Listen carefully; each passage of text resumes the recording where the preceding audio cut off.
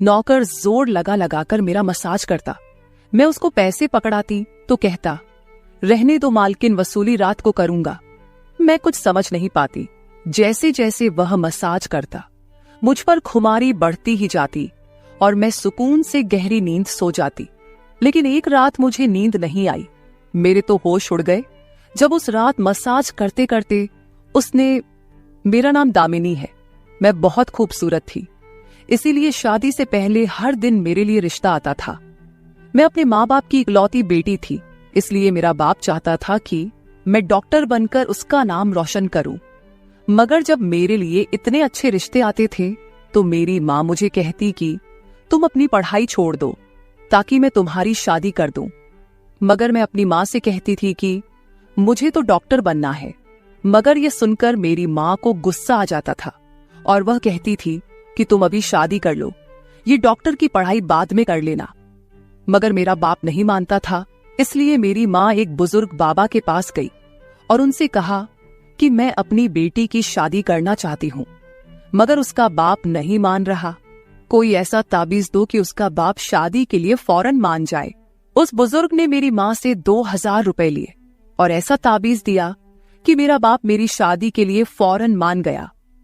ये रिश्ता दरअसल मेरे बाप के दोस्त ने अपने बेटे के लिए मांगा था और कहा कि आपकी बेटी शादी के बाद भी डॉक्टर बन सकती है। ये सुनकर मेरे बाप ने उससे शादी के लिए फौरन हाँ कह दिया और मैं विदा होकर अपने ससुराल आ गई। मेरे ससुराल वाले बहुत अमीर थे, इसलिए मैं और मेरे पति अलग घर में रहते थे। मेरा पति अपने बाप का बिजनेस संभालता था, इसलिए वह सुबह से शाम तक बिजी रहता था। मैं उसके घर गई तो वहां का ऐशो आराम देखकर मैं चौंक गई। मेरे पति ने मेरी सेवा के लिए कई नौकरानियां रखी हुई थी, मगर उसका एक नौकर धीरे धीरे मेरे करीब आने लगा। उस नौकर ने मुझसे कहा कि मैं यहाँ काफी सालों से काम कर रहा हूँ और आपके ससुराल वाले मुझे बिल्कुल घर के मेंबर की तरह ही समझते हैं। ये सुनकर मैंने भी उसे खास अहमियत देना शुरू कर दी। वह एक दिन मेरे कमरे में आ गया। मैं अभी तक बिस्तर में लेटी हुई थी। उसने मुझे थका थका देखा तो कहने लगा कि आप लेटे रहो, थक गई होगी। अगर आपको ऐतराज ना हो तो मैं आपके पैर दबा दूं। यह सुनकर मैं चौंक गई। मैं खूबसूरत थी, जवान थी, लेकिन मुझे मेरे पति के अलावा किसी मर्द ने नहीं छुआ था और ना ही मैंने किसी नौकर से कभी अपने पैर दबवाए थे। इसलिए मैंने फौरन मना कर दिया, क्योंकि मुझे अच्छा नहीं लगता कि कोई पराया मुझे छुए। यह सुनकर वह चुप हो गया और मेरे कमरे से चला गया। तभी मुझे एहसास हुआ कि मैंने उसकी बात का जवाब बहुत सख्ती से दिया था। शायद वह पहले भी मेरे ससुराल में ऐसे काम करता होगा, मगर मैंने साफ इनकार करके उसका दिल तोड़ दिया था। दरअसल मैं बहुत नरम दिल थी, इसलिए मुझे बाद में अफसोस होने लगा। मैं उसके बारे में सोचने लगी कि यह नौकर तो काफी जवान और खूबसूरत है, मुझे इससे पैर नहीं दबवाना चाहिए था। शायद मेरे पति को यह बात अच्छी ना लगे। अगले दिन भी ऐसा हुआ। नौकर ने यही बात मुझे दोबारा कहा। मैं उस दिन बहुत थकी हुई थी, इसलिए मैंने अपने पैर बिस्तर से नीचे कर लिए और उससे कहा कि तुम मेरे पैर दबा दो। यह सुनकर वह खुश हो गया और उसने मेरे पैर दबाने शुरू कर दिए। वह इतने धीरे धीरे पैर दबा रहा था कि मुझे फिर से नींद आने लगी। ये देखकर वह नौकर कहने लगा, मालकिन, आपको नींद आ रही है, आप बिस्तर पर लेट जाओ, मैं आपके पैर दबाता रहूंगा। मैं जैसे मदहोशी में थी, इसलिए फौरन बिस्तर पर लेट गई। वह नौकर बिस्तर पर आ गया और मेरे पैर दबाने लगा। उसके बाद मुझे होश नहीं रहा और मैं सो गई। मुझे नहीं पता था कि मैं कितने घंटे सोती रही। मेरी आंख खुली तो मैंने देखा कि वह नौकर अभी तक मेरे पैर दबा रहा था। ये देखकर मुझे उस पर तरस आ गया और मैंने हाथ बढ़ाकर अपना पर्स खोली और कुछ नोट निकाले और उस नौकर के हाथ में रख दिए। ये देखकर वह शर्माने लगा। मालकिन, आप मुझे पैसे देकर शर्मिंदा कर रही है। मेरी सैलरी अच्छी है, मुझे इन पैसों की जरूरत नहीं है। ये सुनकर मैंने उससे कहा कि यह पैसे तुम्हारी मेहनत के हैं। ये सुनकर उस नौकर ने मुझसे वह पैसे लिए और मेरे कमरे से निकल गया। मेरा पति रात को देर से आता था, इसलिए मैंने शाम को फिर उस नौकर को अपने कमरे में बुलाया और उससे कहा कि तुम्हारी मालिश से मुझे बहुत अच्छी नींद आती है, इसलिए जब तक मेरा पति घर नहीं आ जाता तब तक तुम मेरे कमरे में ही रहना। शायद नौकर को पैसे का लालच आ गया था, इसलिए वह मेरी बात सुनकर खुश हो गया और कहने लगा, मैं तो आपका मामूली सा नौकर हूं, जैसा आप कहोगे मैं वैसा ही करूंगा। आपके पैर दबाता रहूंगा ताकि आपकी थकान उतर जाए और आपको सुकून मिले। ये सुनकर मैंने उससे कहा कि तुम्हारे हाथों में जादू है, इसलिए तो मेरी सारी थकावट उतर जाती है। एक दिन नौकर ने मुझसे कहा कि आपकी सास भी कभी कभी मुझसे मसाज करवा लेती थी। ये सुनकर मैं चौंक गई।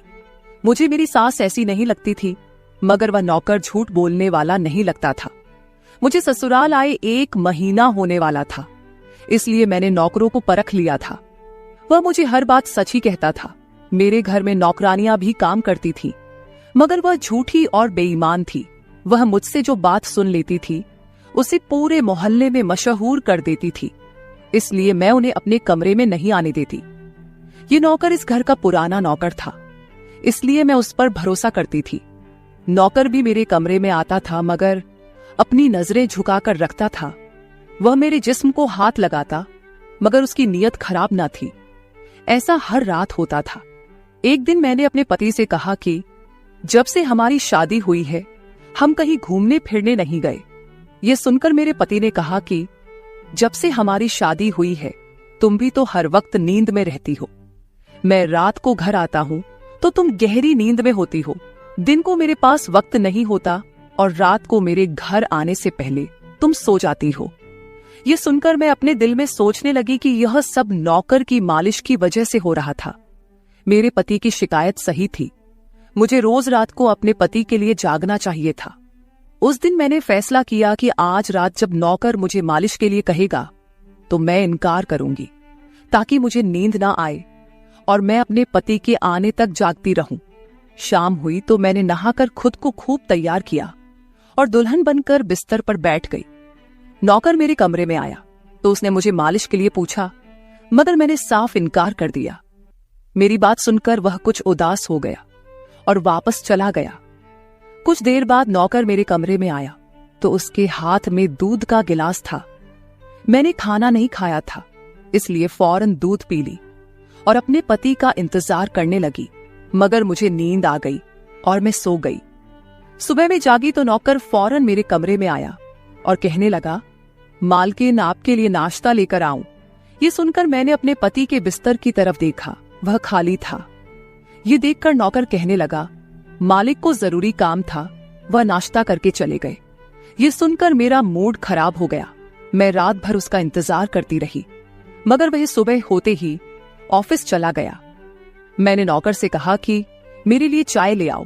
नौकर कमरे से बाहर निकल गया। तभी मैंने अपने जिस्म की तरफ देखा तो चौंक गई। रात को मैंने दुल्हन का कपड़ा पहना हुआ था, मगर अब मेरे जिस्म पर कोई और कपड़े थे। मगर मैंने अभी जेवरात पहने हुए थे। मेरा सर भारी होने लगा।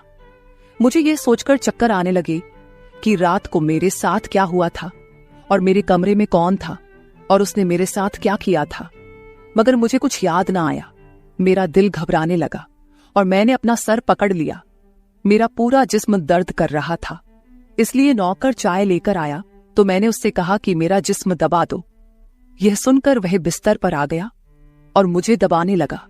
उस दिन मैं देर तक बिस्तर पर पड़ी रही। उस दिन मेरे पति अचानक घर आ गए। मैंने उसे देखा तो उस पर बरस पड़ी। मैं रात को तुम्हारे लिए दुल्हन बनकर जागती रही, मगर तुम नहीं आए। ये सुनकर मेरे पति कहने लगे, मैं रात को कमरे में आया तो तुम गहरी नींद में थी, इसलिए मैंने तुम्हें नहीं जगाया। ये सुनकर मैं चौंक गई, मगर मेरे कपड़े किसने बदली किए और नींद पूरी होने के बावजूद मेरा जिस्म क्यों दर्द कर रहा है। मैं उलझ गई थी। मेरे पति कहने लगे, अच्छा ठीक है, मूड खराब करने की जरूरत नहीं है। मुझे आज रात एक काम के सिलसिले में बाहर जाना है, इसलिए देर हो जाएगी, मगर अभी मेरे पास 3-4 घंटा फ्री है। अगर तुम कहो तो हम अभी कहीं बाहर जा सकते हैं। ये सुनकर मेरा मूड खुद ब खुद ठीक हो गया और मैं सारी रात वाली बातों को भूलकर खुश हो गई। शादी के बाद यह पहला मौका था कि मैं अपने पति के साथ कहीं बाहर जा रही थी। मैं जल्दी जल्दी तैयार होने लगी, जबकि मेरा पति गाड़ी में बैठकर मेरा इंतजार करने लगा। उस वक्त नौकर मेरे कमरे में आ गया और मुझसे पूछा, मालकिन, आप कहीं जा रही हैं क्या? ये सुनकर मैंने उससे कहा कि हाँ, मगर तुम क्यों पूछ रहे हो? ये सुनकर नौकर कहने लगा, मैं आपका नौकर हूं, मगर आपको यही सलाह दूंगा कि आप बाहर नहीं जाओ, क्योंकि आपका जिस्म थक जाएगा।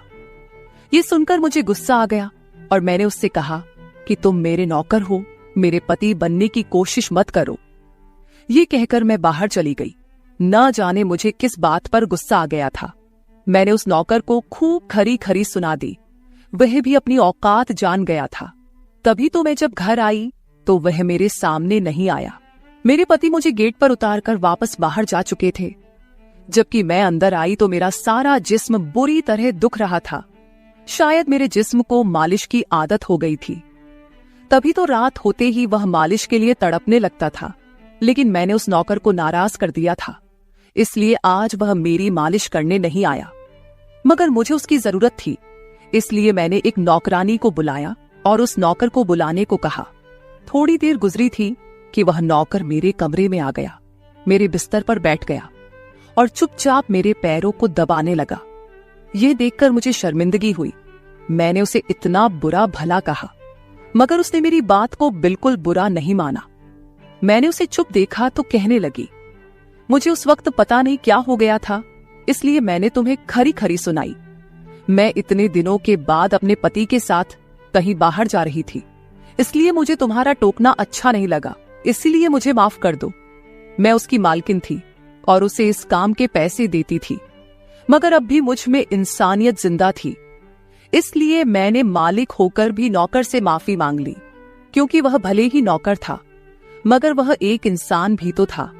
मेरी बात सुनकर वह नौकर कहने लगा, मैं आपका नौकर हूं, इस काम के लिए मैं आपसे सैलरी लेता हूं, इसलिए आपको हक है, आप जो चाहे मुझे कह दे। ये सुनकर मैं चुप हो गई, मगर मैंने सोच लिया था कि आइंदा इससे ऐसा कुछ नहीं कहूंगी। वह उस रात देर तक मेरी मालिश करता रहा और फिर मुझे नींद आ गई। मुझे नहीं पता था कि नौकर मेरे कमरे से कब निकला और कब मेरे पति घर पर आए। मैं सुबह उठी तो मेरा पति बाथरूम में था और बाहर जाने के लिए तैयार हो रहा था। मैं उसे हैरानी से देखने लगी। पता नहीं आजकल मुझे क्या हो रहा था। नौकर की मालिश से मुझे इतनी गहरी नींद आती कि मुझे किसी बात का होश ना रहता था। मुझे इस बात का भी पता नहीं चलता था कि मेरा पति कब कमरे में आता था। मैं सोचने लगी कि इस नौकर की मालिश में ऐसा क्या जादू था कि वह मेरे पति के आने से पहले ही मेरी मालिश करता, तो मैं अचानक गहरी नींद में सो जाती थी। सुबह जब मैं उठती तो मेरा सर भारी महसूस होता और मैं चलने फिरने के काबिल नहीं रहती। मगर यह बात मैंने अपने पति को नहीं बताई, क्योंकि मैं नहीं चाहती थी कि ये बात मेरे पति को पता चले कि मैं उस नौकर से मसाज करवाती थी। एक दिन मेरा पति दिन के वक्त घर पर ही रहा। मैंने नौकर से घर के सारे काम करवाए, अपने कमरे में नहीं आने दिया। नौकर भी घर के सारे काम करता रहा और मसाज वाली बात किसी के सामने अपने मुंह से नहीं निकाली। मैं भी चाहती थी कि यह बात किसी को पता ना चले। इस दौरान जब मेरा पति घर से बाहर जाता था, मैं उस नौकर को कमरे में बुला लेती थी। मगर एक दिन मेरा पति अचानक ही घर आ गया और मैं कमरे में थी। यह देखकर मैं बहुत घबरा गई और सोचा कि पति के आने से पहले नौकर को भगा दूं। मगर यह नौकर भी बड़ा समझदार था। मेरे पति के आने से पहले दूसरे काम पर लग गया और मेरे पति को कुछ पता नहीं चला। मैं मसाज घर की नौकरानियों से भी करवा सकती थी, मगर उस नौकर के हाथ में क्या जादू था कि मैं उसे हर रोज अपने कमरे में बुला लेती थी। मुझे पता नहीं क्या हो जा रहा था। जिस रात मैं नौकर से मसाज नहीं करवाती थी, उस रात मेरे पूरे जिस्म में दर्द हो जाता था। सुबह में जागती तो मेरा सर भारी हो जाता था और मुझे थकान भी हो जाती थी। एक रात मैंने नौकर से मालिश करवाई और गहरी नींद सो गई। सुबह मेरी आंख खुली तो फिर से मेरे कपड़े चेंज हो चुके थे। ये क्या माजरा था? ऐसा कौन करता था? क्या मेरा पति मेरे साथ ऐसा कर रहा था? मैं सोच में पड़ गई। मैंने शीशे के सामने जाकर देखा तो चौंक गई। मेरे पूरे जिस्म पर लाल निशान पड़ गए थे। यह कैसे निशान थे? मैं अपने जिस्म पर हाथ फेरने लगी। मैं जैसे उस निशान को मिटाना चाहती थी, मगर ऐसा ना हुआ। अगले दिन फिर मैंने अपने जिस्म को देखा कि निशान खत्म होने के बजाय फैलने लगे थे। मैं घबरा गई। तभी मेरे कमरे में नौकर आ गया और उसने मुझे मालिश को कहा। मैं उस निशान को छुपाना चाहती थी, इसलिए उसे कहा कि आज तुम सिर्फ मेरे पैर दबा दो। उसने मुझसे कुछ नहीं पूछा, मगर मैं अंदर ही अंदर डर रही थी। किसी दिन मेरे पति ने यह निशान देख लिए तो मैं उसे क्या जवाब दूंगी। मैं ये सोच सोचकर थक चुकी थी, इसलिए मैंने तकिए पर पैर रख दिए। नौकर मेरा मसाज करने लगा। मेरी आंखें नींद से बंद होने लगी थी। तभी मुझे नौकर ने ऐसी बात कह दी जिसे सुनकर मेरे होश उड़ गए। उसने मुझसे कहा, मालकिन आप मुझे बहुत अच्छी लगती हो। मेरी आंखें बहुत बोझल होने लगी थी। मुझे उसकी बात समझ नहीं आई और फिर मैं गहरी नींद सो गई। सुबह मेरी आंख खुली तो मेरा पति भी बिस्तर में लेटा हुआ था।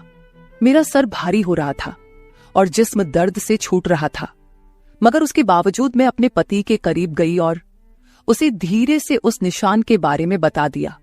मैंने सोचा कि यह निशान बढ़ रहे थे, इसलिए मुझे यह बात अपने पति को बता देनी चाहिए। यह सुनकर मेरे पति ने मेरे जिस्म से कपड़ा हटाया तो वह उछल पड़ा।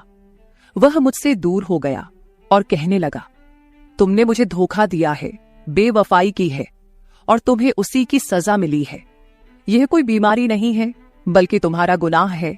मुझ में क्या कमी थी जो तुमने दूसरा मर्द तलाश कर लिया।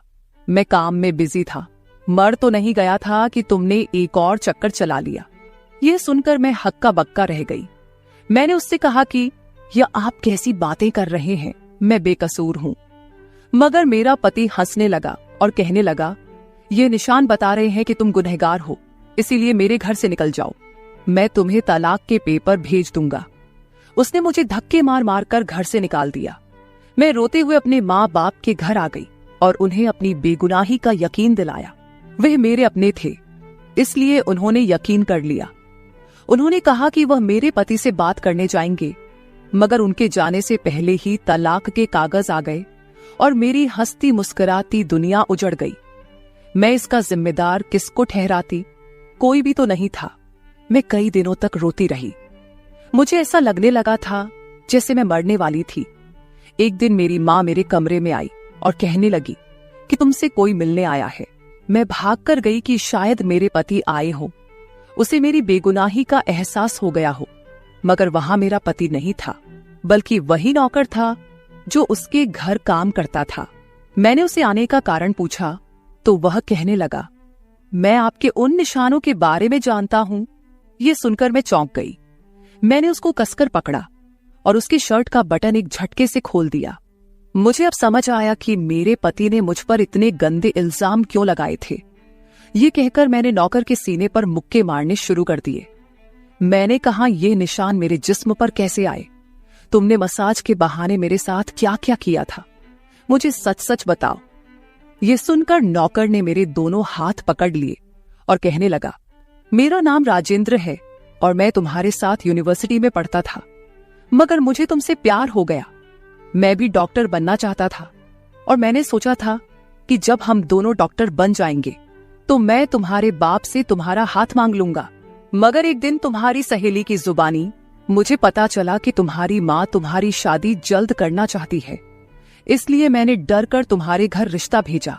मगर तुम्हारे बाप ने इनकार कर दिया और कहा कि मैं अपनी बेटी की शादी तब करूंगा जब वह डॉक्टर बन जाएगी। इसलिए मैं टेंशन फ्री होकर अपनी पढ़ाई करने लगा। मुझे एक हफ्ते के लिए अपने कजिन की शादी के लिए शहर से बाहर जाना पड़ा। तभी तुम्हारी शादी हो गई। वह यह सब मुझसे कह रहा था और मैं चुपचाप उसे देख रही थी। जब मैं वापस आया तो मेरी मोहब्बत किसी और की दुल्हन बन चुकी थी। मैं तुम्हारे प्यार और दीवानगी में तुम्हारे ही घर का नौकर बन गया ताकि मैं तुम्हारे करीब रह सकूं। मैं तुम्हारे करीब आना चाहता था, इसलिए मसाज के बहाने तुम्हारे कमरे में आ जाता था और रात को तुम्हारे दूध में बेहोशी की दवा मिला देता था ताकि तुम सोती रहो और तुम्हारा पति तुम्हारे करीब ना आ सके, क्योंकि तुम मेरी थी। मैं तुम्हें किसी और के करीब नहीं देख सकता था। ये सुनकर मैं हक्का बक्का रह गई। क्या तुमने मेरे साथ कभी कुछ गलत किया?